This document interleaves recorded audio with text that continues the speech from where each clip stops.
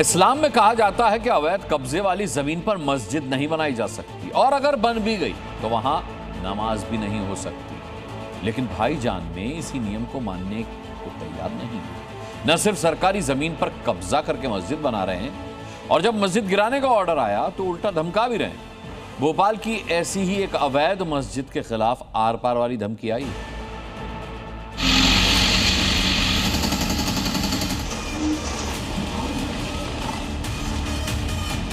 सरकारी जमीन पे कब्जा है और वो पहले से ही जानकारी दी गई है।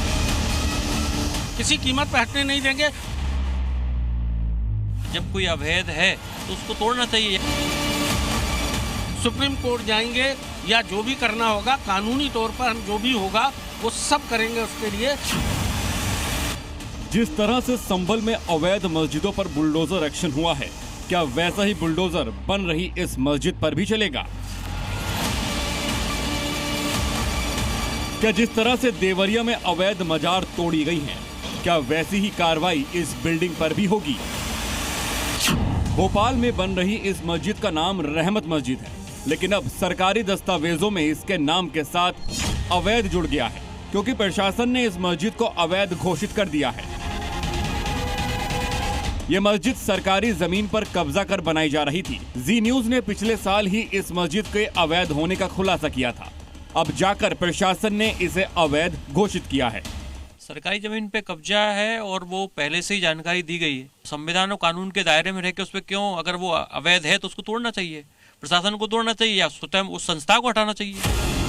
प्रशासन की जांच में रहमत मस्जिद कमेटी की तरफ से दिए गए कागजात फर्जी साबित हुए, जिसके बाद प्रशासन ने पिछले साल ही मस्जिद को गिराने का ऑर्डर भी दिया है। लेकिन मस्जिद से जुड़े लोगों के कानों पर जूं तक नहीं रेंगी। एक तो मस्जिद अवैध है, ऊपर से भाईजान का रवैया अभी धमकी वाला है कि अगर आज आप हटाने की बात करते हैं तो ये नाइंसाफी है, जुल्म है। और मैं तो बिल्कुल किसी कीमत पे हटने नहीं देंगे।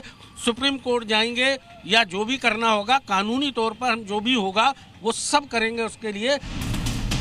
यूपी में अवैध मस्जिद हो या मजार, उसे गिराने में बुलडोजर देर नहीं करता। लेकिन मोहन राज में बुलडोजर अवैध मस्जिद गिराने में देर कर रहा है और शायद यहाँ बुलडोजर का भय भी नहीं है। प्रमोद शर्मा, जी मीडिया, भोपाल।